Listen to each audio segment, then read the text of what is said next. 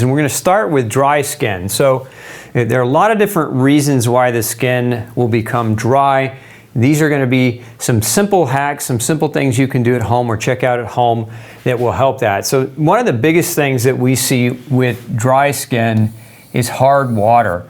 The water itself, depending on where you live, the hardness of your water can dry out the skin, and basically it can erode the oil production of the skin over time. And so it creates super dryness.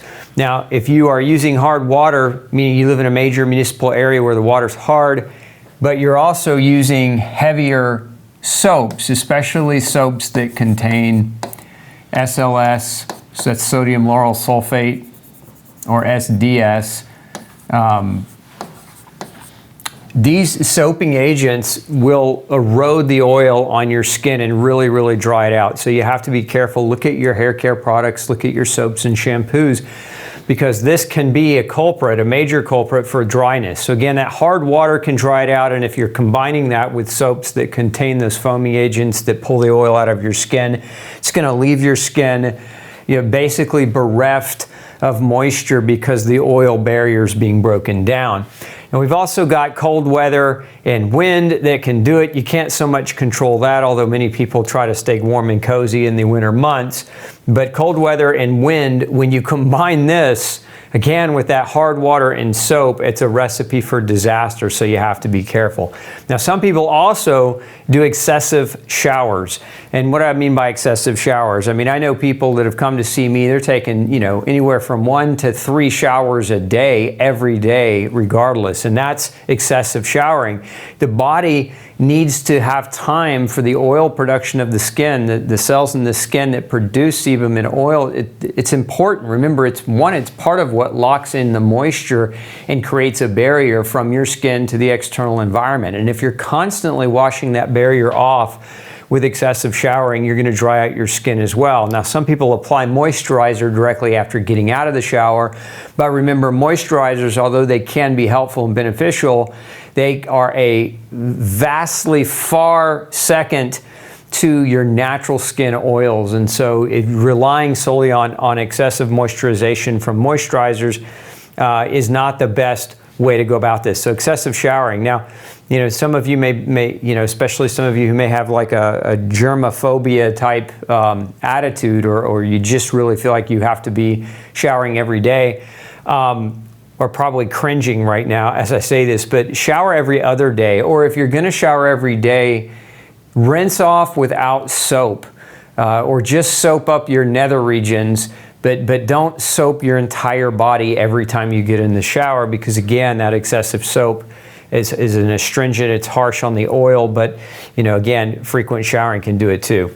Then we get into, so these are all, kind of think of these things here, things you can control, minus the weather, because one of the solutions for the hard water is a water softener.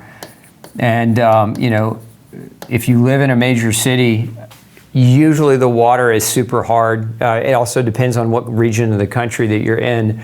And you want to demineralize that water to a certain extent so it's not so astringent, and a whole house water softening system is one of the best things that you can do. And then subsequently, what's great about a water softener is it also preserves the life of your dishwasher, of your water heater, of your other appliances, because just like you can get plaquing in your arteries, you can get calcium and mineral buildup in your pipes and in your appliances, and so it deteriorates them at a much faster rate. So water softener is a good investment to preserve your skin, but also your household appliances.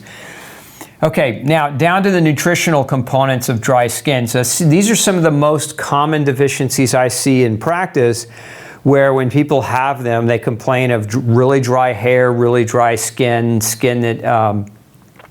that is prone more to itching because, again, the oils are not being produced.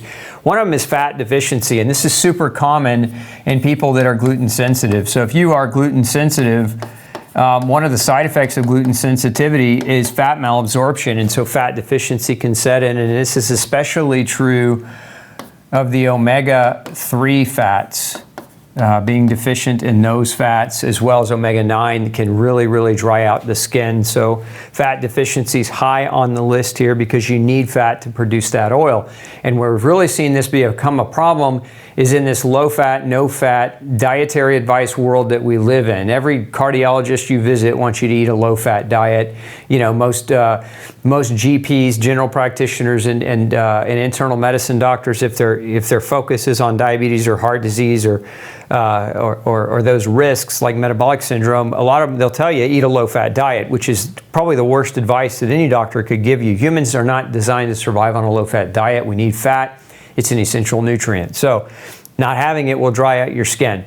The next is B vitamin deficiencies. Now there are several B vitamins that play a role in skin health, and so all the B vitamins are important, but if we're really highlighting and hallmarking, you know, vitamin B2, vitamin B3 are critical. They're critical for the electron transport chain and the sharing of electrons that generate energy that help you repair and make new skin. And as a matter of fact, vitamin B2 deficiency and B3 deficiency are both linked to dermatitis, which is skin inflammation. If you've ever heard the disease pellagra, pellagra is a vitamin B3 deficiency, and one of the hallmark symptoms of pellagra is the inflammation of the skin. So it's very important that you get B vitamins. Biotin is also a very important one. Biotin also helps to produce the oils that your skin needs to stay moist and prevent it from cracking, getting dry. So again, these 3 B vitamins here probably play, you know, the bigger role as it relates to skin.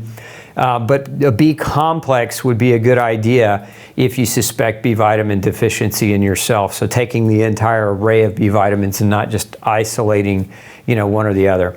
We also have vitamins A and E. Your skin can't regenerate new cells without vitamin A. Vitamin A is very critical for the regeneration of the epithelial lining of your skin. And so without it, that doesn't happen very efficiently and your skin can dry out.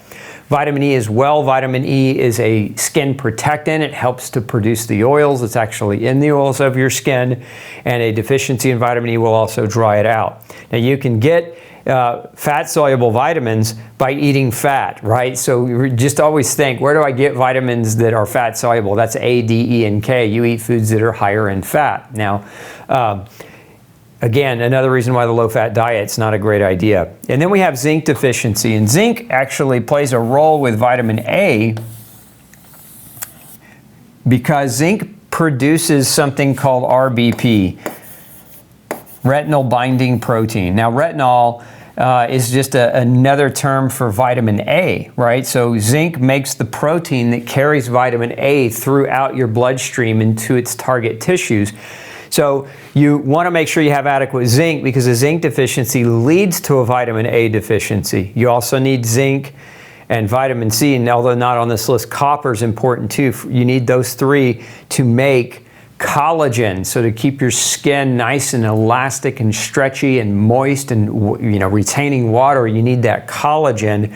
And so that is why these nutrients are important. Zinc, vitamin C, and copper help you produce collagen. And you can also take collagen supplementally, or you can eat collagen through bone broth in your diet. Those are all great ideas. Okay, let's talk about things that you can do as well beyond those nutrients, right, and beyond those general lifestyle recommendations for dry skin. You know, one of the biggest factors is hydrate. So more water. Now, if you're drinking RO water, reverse osmosis, if you're filtering your water with RO, it's very important that you add electrolytes back into your water.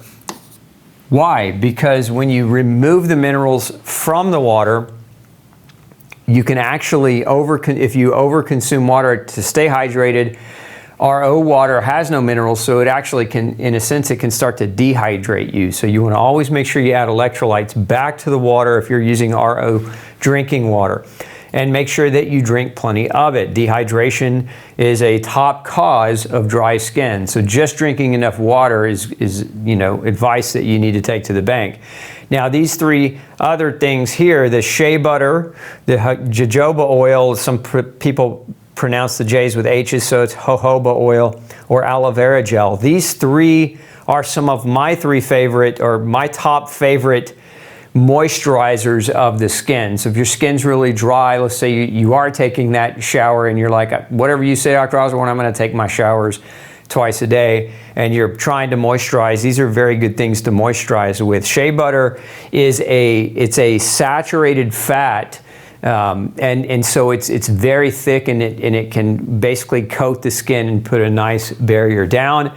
Jojoba oil is very much like the oil that your skin produces. It's got a similar pH, it's got a similar consistency. It's a very, very good moisturizer. And then aloe vera gel. Aloe vera gel can be very helpful and very healing for the skin. Now, when you're looking for options here, always look for organic options, right?